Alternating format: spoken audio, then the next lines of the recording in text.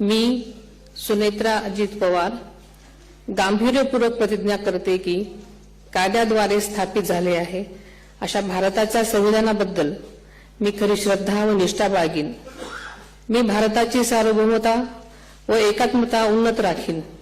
मी महाराष्ट्र राज्याची उपमुख्यमंत्री म्हणून माझी कामे निष्ठापूर्वक व सद्विवेक बुद्धीने पार पाडेन आणि संविधान व कायदा यानुसार सर्व तऱ्हेच्या लोकांना मी गांभीर्यपणे व निपक्षपातीपणे तसेच कोणाच्याही विषयी ममत्वभाव किंवा आकस न बाळगता न्याय वागणूक देईन।